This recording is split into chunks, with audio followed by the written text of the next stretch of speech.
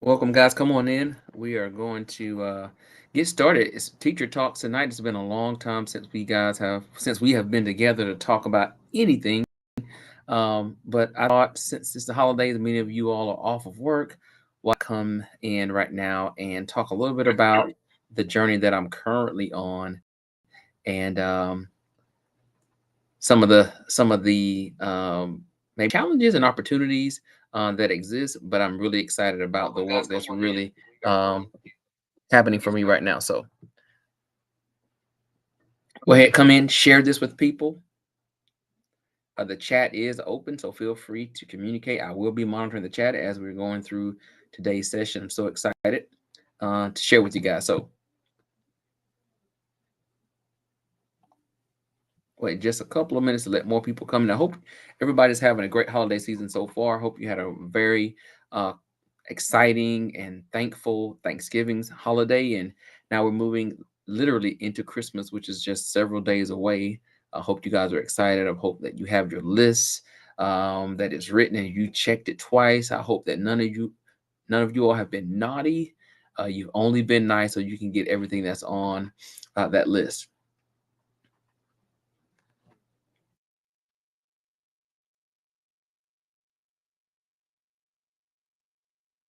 So I'm going to start by giving a little bit of a background of who I am for those that may not know or those who are new to this particular channel, and then I'll navigate into what I'm tackling currently in the education space. So a lot of great things happening, a lot of great work, a lot of opportunities that exist, and so I'm really excited about what that means for students and for teachers and for communities. That's really important to me. So as you can see, the topic is charter school chat. That's just what I'm calling it. Um, so yeah, while you're there, I see people already in. Go ahead, share this.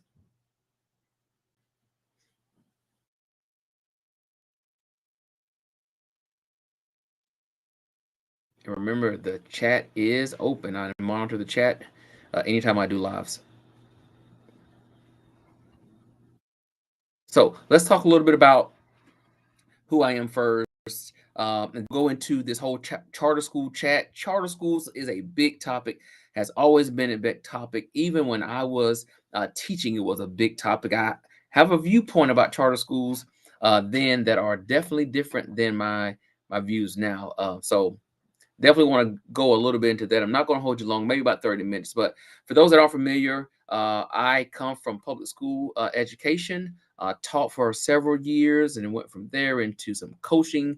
Where if you don't know what coaching is, you're literally working with teachers to support them and improving their craft, but you're also working with students to help identify goals and support them in meeting those goals. In the middle of that, you're working with leadership in their work with instructional management within the building, ensuring that we have high rigor in the classroom. Students are engaged. Students are being assessed. That data is being monitored. That is then driving the work that we're doing moving forward to support them and providing either enrichment, remediation, intervention, so many things that we do.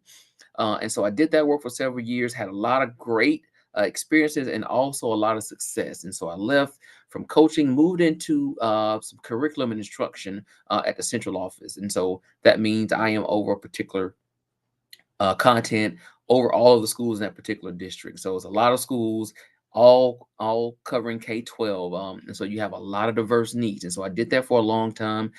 Then I went into the work of school improvement and consulting, and so that's what I've been doing for the last 7, 8 years, working with leaders, working with schools, working with districts, working with teachers, and continually working with students across K-12 in the public sector, but also in the private sector. I've done a lot of work with nonprofits, just trying to gauge where there needs to be improvement, look at the opportunities that exist, looking at capacity, which means what abilities do you have right now to do a certain level of work.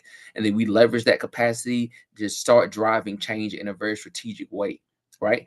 So working with a bunch of people, and let's not forget one of the most important uh, groups of people that need to be a part of the work of school improvement, uh, and that's communities. Those are parents.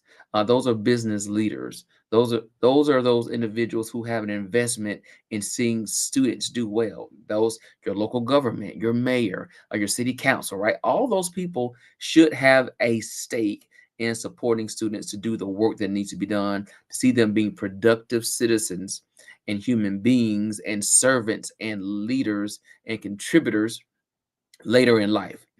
And so school improvement work as a consultant has been very rewarding for me. I've seen a lot of great gains. I've seen a lot of success. I've seen students and teachers grow. I've seen leaders grow, those who really want to know more about instruction, right? Not just, the operational stuff. That there's bus pickup, that we have a lunch schedule. Everybody has their own schedule, right? But more about helping leaders understand instruction. What does high quality instruction look like for all students? Black students, white students, males, females, those who are in those low SES, those in the high SES, middle class students, right? Different identities, different cultures, right? Education is not simple work. I just want to make sure that we understand when we talk about diversity, it is not simple. When we talk about diversity 15 years ago, what were we talking about? Somebody drop it in the chat.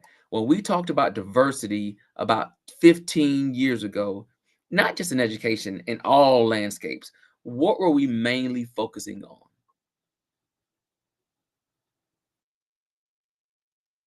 And you can just drop that in the chat, and I'm watching the chat.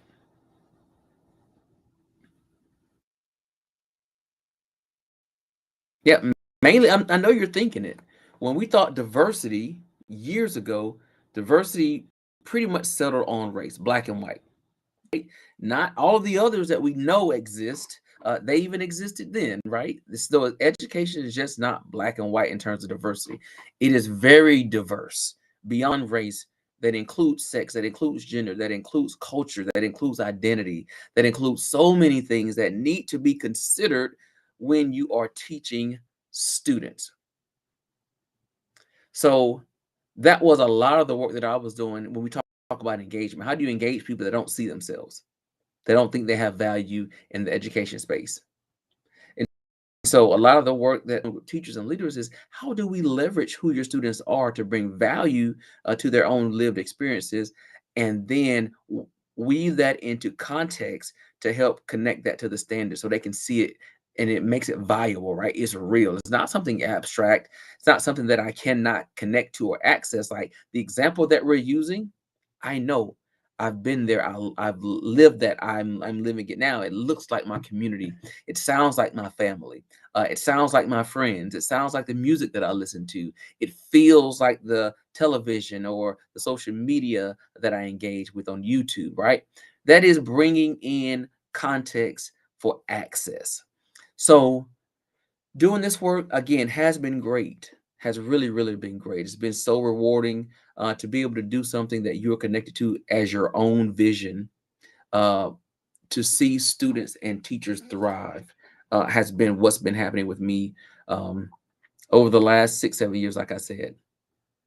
And then most recently, starting last year, a little bit more than a year ago, I had the opportunity to talk about charter schools, right? Now, let's just backtrack. I used to be one of your biggest opponents of charter schools years ago.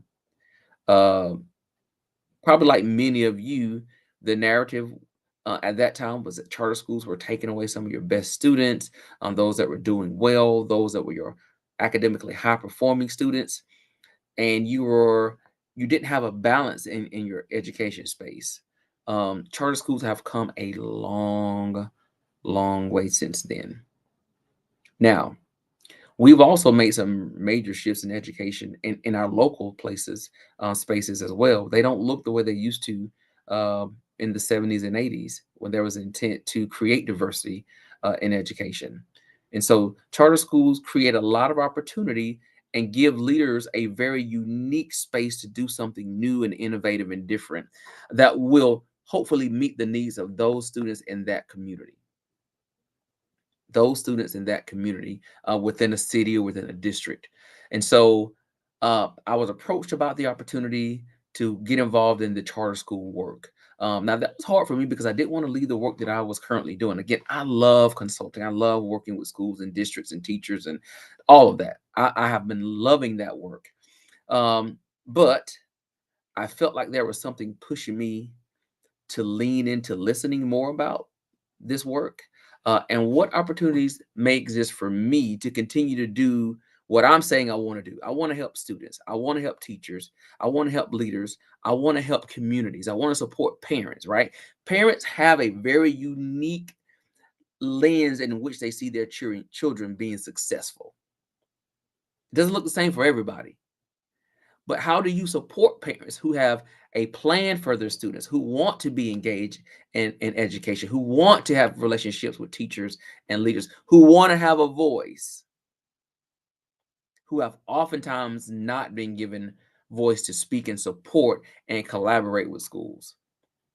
That's one of the big things for me that sets charters apart. There is a commitment to engaging with parents, engaging with communities. And so as I embarked on the work, I continued to listen. I began to brainstorm now. If I were to start a charter school, like what would that look like? How would it need to be different than some of the spaces that currently exist in various communities across not just Georgia, but across the nation, right? But specifically in the space where I want to go, what would be the need to support students in learning that wasn't present before? So public schools, one thing. Charter school is a public school, is a unique type of public school. Okay. Again, the idea is that the charter school is unique, it's different, it offers a different type of model that does not exist in the area where these kids are living. And so once I really start brainstorming, I said, yes, I'm committed to this. I want to found a charter school. Right. The next thing is where. So I really wrestled with the idea of where, but only one place made sense. Now, if anybody knows my education background, knows my work in education, you know I have a soft spot for a particular place. It's where I fell in love with education. It's where I start seeing students grow. It's where I start seeing schools make shifts and do the work to meet those goals for achievement and growth. And so I kept thinking and kept thinking and kept thinking, like, boy, where are you going to start this school? Where are you going to start the school? There's only one place for me. And that's going back to where I first fell in love with education, and that's in Macon, Georgia. Anybody in the chat familiar with Macon, Georgia? If you do, tell me what you know about Macon. Tell me what you like about Macon. But I love Macon. Macon has so many great opportunities, including in the education space.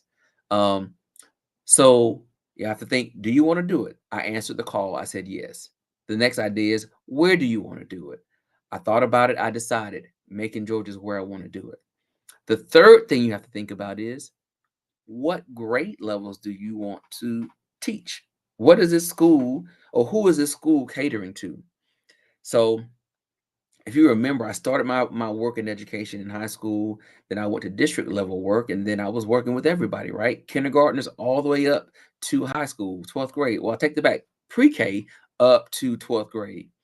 And so when I started looking at where the need was, right? Now, remember, I was still consulting, or still am consulting, and I do have work in Macon. And so when I think about what makes sense, where are students most in need of support to help bridge the gap and move the needle? Okay, remember, bridging the gap, moving the needle. That does not take a year. It doesn't take 2 years. It takes many years. And so I have to go into this thinking this is going to be a slow process, but one that I'm committed to. So I could go high school, right? High school, you go in, what you're going to say you're going to do? I'm going to get more kids graduated, but they just can't graduate. They have to go on to the military. They need to go to a technical school and get a certification. They need to go to college, get a bachelor's degree, and move on to maybe a master's, something more professional. But they need a focus when they leave high school. Why?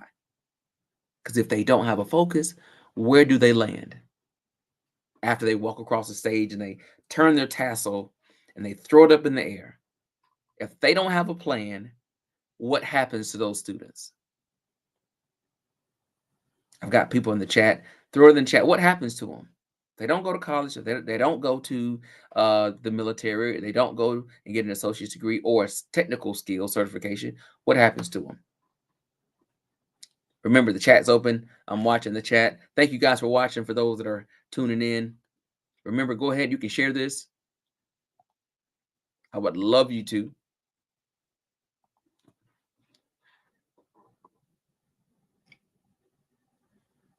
Yeah, most definitely. It's in the chat. If students in high school don't go to college, they don't go to the military, they don't get a trade skill or associates, they end up back in the community. The question is, doing what? When they go back to the community, what are they doing? Sometimes nothing. They're trying to find their way. They're navigating through the space of what's next for me. That's not a good space for kids to be in. So that's one option. I could do high school, help students graduate, help students to go on to college. But one of the issues that I have been seeing is a lot of kids aren't even making it to high school, or they come to the ninth grade and they decide that they don't want to go any further, right? So then the next option is, let's work our way down. What about middle school? Is middle school an option for me to start a charter school? Is it a useful option? So middle school popped in my brain. Do you start a charter school in middle school? And I've been doing middle school work with some clients, and I see that there are gaps, right? Kids are coming to sixth grade without the skills, the understanding, the knowledge, the proficiency they need to be successful as a sixth grader. If they're not ready in sixth grade, what happens? That same improficiency, those same gaps that exist, transition into seventh. There are more gaps. They transition into eighth. There are even greater gaps. So what are we then seeing? When kids take state assessments, we see very low proficiency.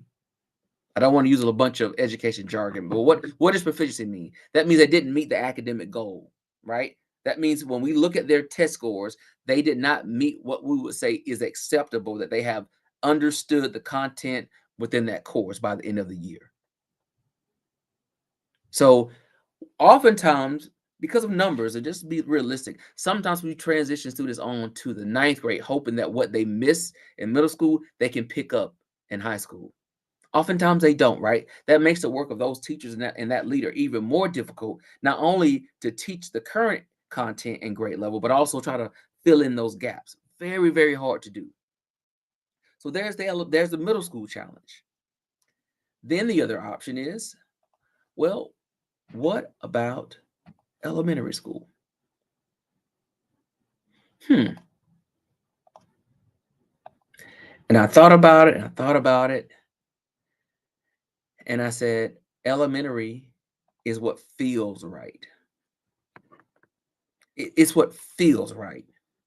And why does it feel right? Because if there's challenges that exist in the high school, if there are challenges that exist in the middle school, and I just told you this is a long journey, right? This is not something I'm entering into thinking this is going to be a quick fix in 1 or 2 years. I'm in it for the long haul. So I have to think strategically long term. Where could I create a space for learning and likely have the greatest impact to support the work that's already happening in the district, but give students a unique learning space where not all students can thrive, but some students can thrive where they would not be able to be successful in your traditional learning space? Strong foundation, reading, reading comprehension, phonics, a strong math background, creating space for them to discover learning for themselves, but not only discover learning, because a great learner does not only have it here, they also have it here, which means they also understand who they are in terms of identity. So competence, also confidence. That's what we want to do. And there are some spaces that may not bring forth a high level of confidence in certain students because they're looking around and they're comparing themselves to other people, to other students, or they're looking at what they feel like the expectation is that they're hearing from maybe teachers or even parents or leaders, and they're saying, I don't match up to that. I don't look like that. I don't compare in any way to what I think they're looking for in terms of what does a great student look like? What does a great student sound like? Where does a great student come from? Right? These are all questions that students ask themselves that sometimes we are unaware. And what that does create, or what that then does create, is an unsafe learning environment. Is it intentional? Absolutely not. It's unintentional, but why not be more intentional in safeguarding our students' identity and confidence and leveraging who they are, where they come from, and their lived experiences, and building that into a school, right? So every student sees themselves as a learner, not a particular type of learner, not the one that I told you to be, the one you have determined and identified for yourself. Are we still offering high levels of expectation? Absolutely. Are we offering rigor? Absolutely. But are we exposing kids to learning in a new way? Absolutely. What is the one way that we're doing it at the Infinity Academy is through STEAM education: science, technology, engineering, arts, and math. And one of the great things about the art component um, is that art is a great form of expression. And when you think about your younger kids, kindergartners, first grade, even some of your second graders, they don't have the vocabulary sometimes to really express themselves. They need another avenue. Now, we can do it through the instruction and the content in the way that they demonstrate understanding, but art is also another great way of expression for students. Who doesn't love to color or to paint? Why not leverage their love for creativity and connect it to expression to then give them voice? Voice builds value, value builds validation. Those are three of our big components: voice, value, validation. Now, I know when I was younger, here's the thought that a lot of people had. If you had a young kid that did a lot of talking and they were very expressive, people say, "Oh, that child is just so grown. That child is so mature." And it was a negative thing for a lot of people to say that a child was mature or grown for their age. Well, in the world that we live in, don't you want a child that knows how to speak up and advocate for what they need? I do. That's very important. Again, education looks so different now than it did when I first started. We have to approach it differently and understand we cannot do this work by ourselves as educators. Students have to become partners. Students have to own their own learning. Students also have to not only learn, but also lead. Now, do we have to wait for them to be in the ninth grade to be a leader? Do they have to be on their way to college to be a leader? Absolutely not. At the Infinity Academy, that is not what we believe.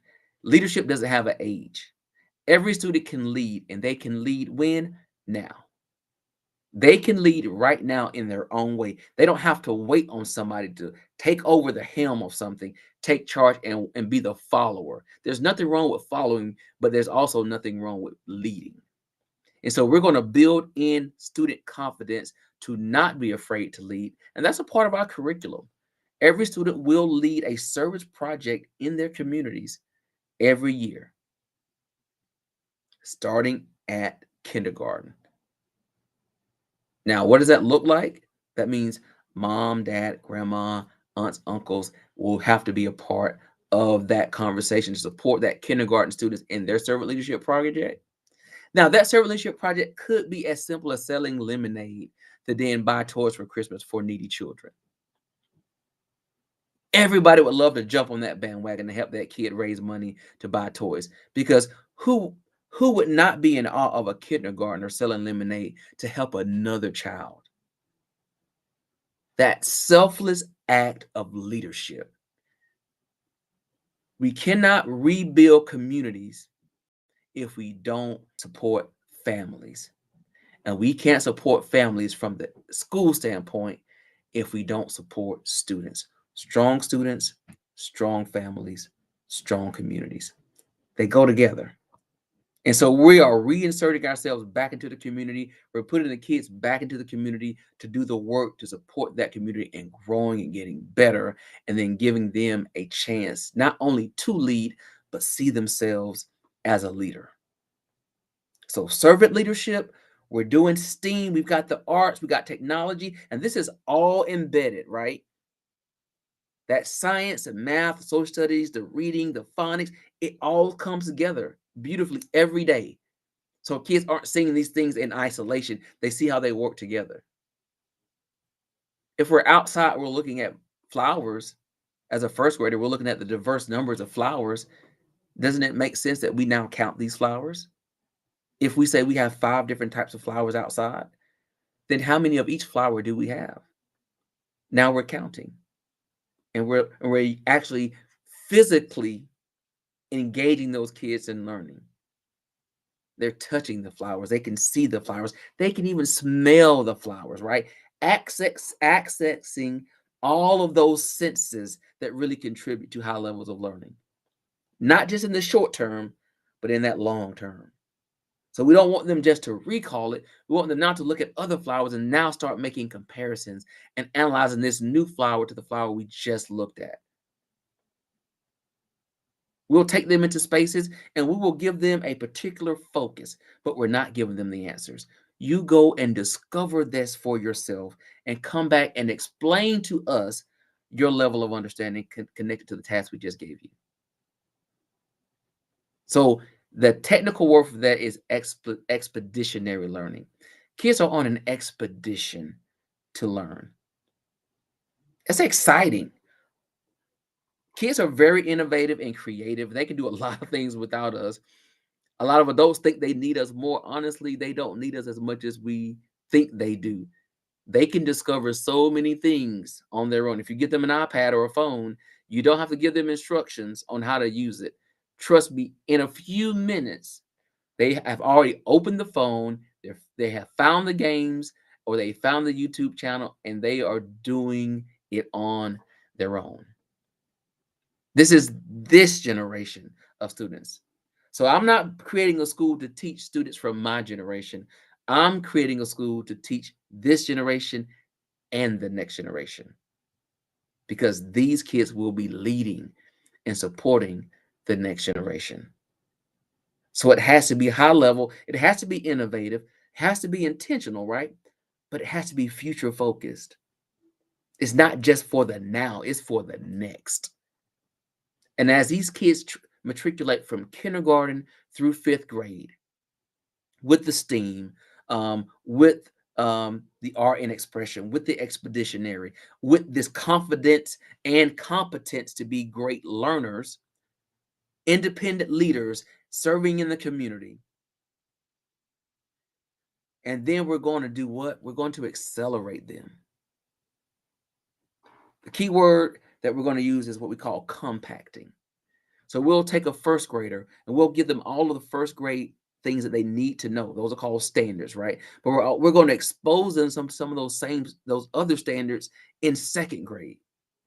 So they get all of first grade, they get half of 2nd grade in terms of being exposed and assessed.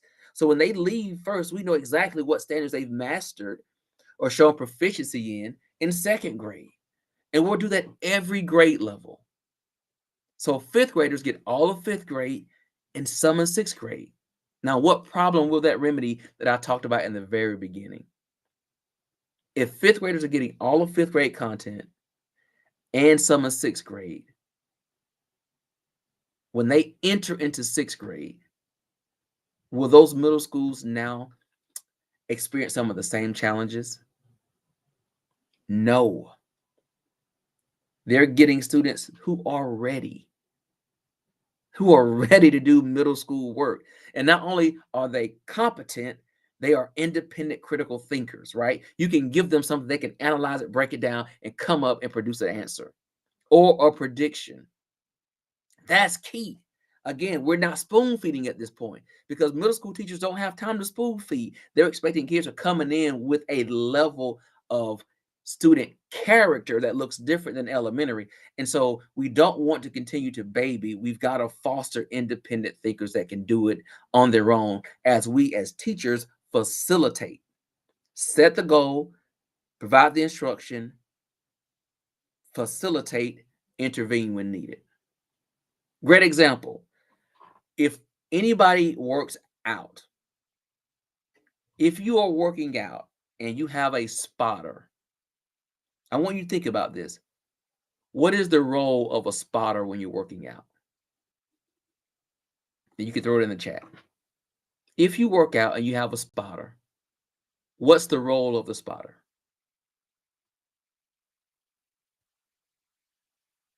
What should the spotter be doing to support you? Again, the chat is open. Feel free. Type into the chat for those that are on YouTube as well as Facebook. What's the role of a spotter? And then we'll connect that back to education.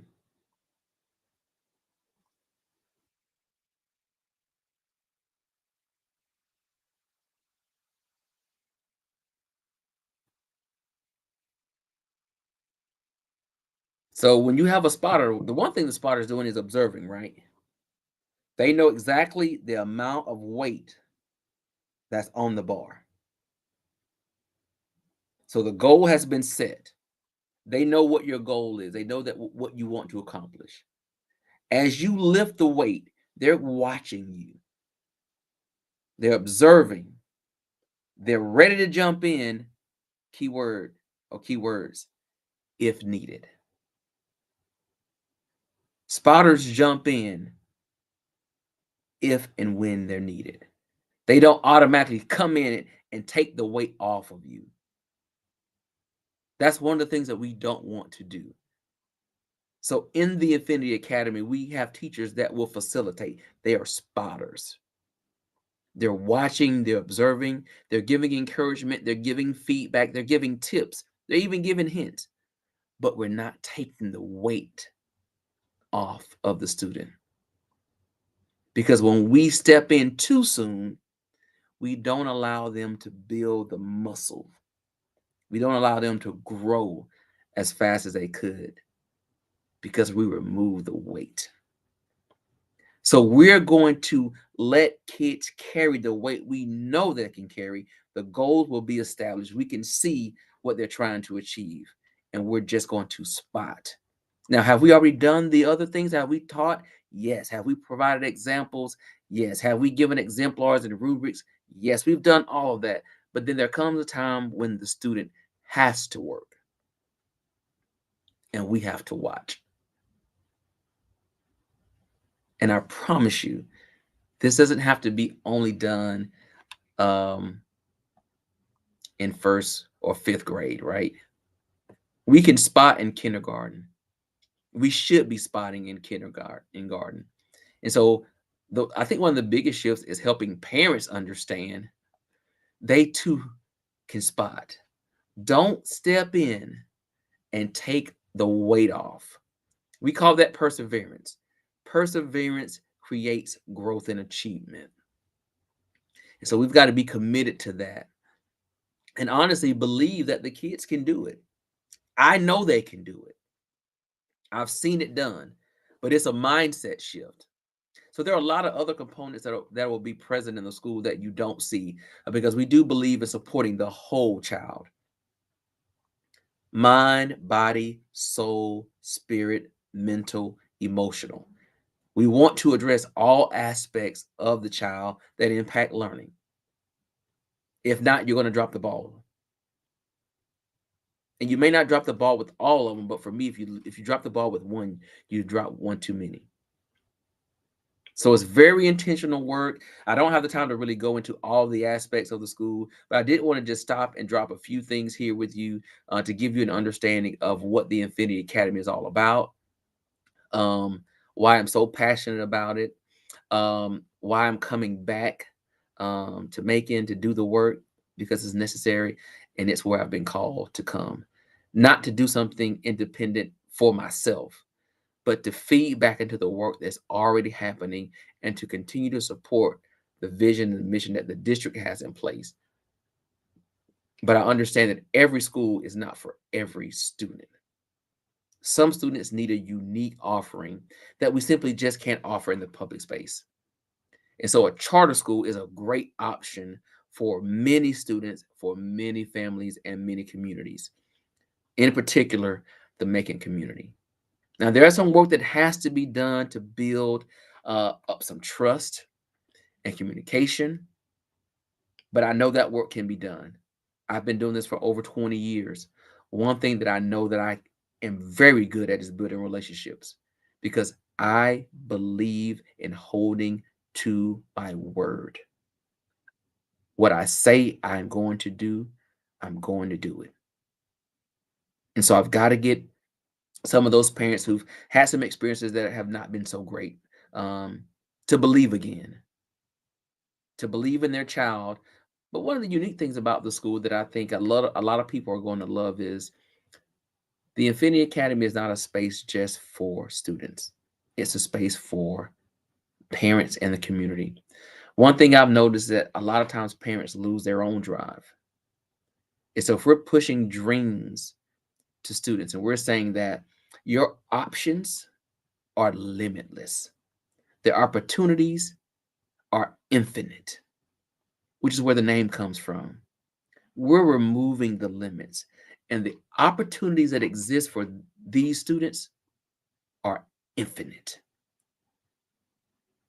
Their competence and their confidence can take them anywhere they want to go. And we believe that. But the other thing we want to do is we want to help parents dream again. There are some things that parents want to do. They have abandoned that dream. They've given up. They don't think it's an option. We don't believe that. We believe that you can pick your dreams back up, you can activate that dream, and you can put in a plan to help accomplish the dream that you have for yourself. It could be to start a business. It could be to go back to school and get another degree. It could be to go to school and get your first degree. It could be to go in and get a trade. It could be you want to start a LLC, but you don't know how to do that. We want to support parents and also believing that they too have infinite possibilities. Remember, we're giving voice, value, and validation from the classroom all the way back to the community. Not only are we doing that, we believe that possibilities are infinite for students and parents and community members. But we've got to make sure they have the competence and they have the confidence in themselves to do the work.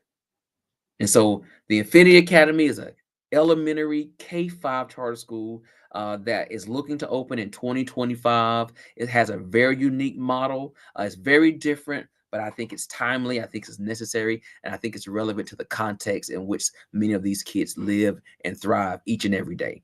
So why not use a school in a very unique way to do that? And so I think the charter school option is one of the best options right now in that Macon community that we can do some amazing things. Keyword together.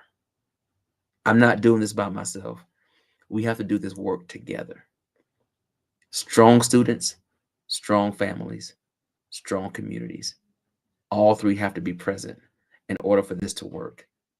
And so I'm excited. I hold virtual town halls. I come to this. I'm there. I'm supporting. I'm sharing with community members at churches and other community events. If you see me, please stop me. I would love to talk and share with you more about the school. I love to have one-on-ones. I love to have parents as groups come in, talk about what they think are the needs, but also what are the challenges, maybe even their fears. There's not a topic that we're taking off the table. I'm very big on communication and transparency. People that know me know that one thing about me. I think that's important. Not one-way communication, two-way communication, which means I have to be okay with speaking, but I also have to be just okay and prioritize the need to listen because that's important. Because you're sending your babies for us to serve. And so I need to hear from you because I want to care for them as much as you care for them. And so we need to be on the same page about what that looks like, what that sounds like, and also what that feels like for both you and students. So thank you guys so much for watching. Thank you guys who are in the chat. Thank you for engaging. This is going to be on YouTube. I share the link out. Share this with your family. If you have family in Macon, if you have friends in Macon, you have colleagues in Macon, if you have children in Macon or grandchildren in Macon, please share this. It's very exciting work. It's a lot of work. Let me say that. It's a lot of work to start a charter school, but it's necessary work. And so I'm willing to put in the energy and the effort and some of the sleepless nights to make sure that those students are getting access to a high quality education that not only gives them voice, but allow them to be seen. I really, really believe in that. Thank you guys so much for watching. I'm going to share this. Until then, if I don't see you guys until after the holidays, have a very Merry Christmas. Have a very happy holidays, and I will see you in 2024. Until then, peace. Good night.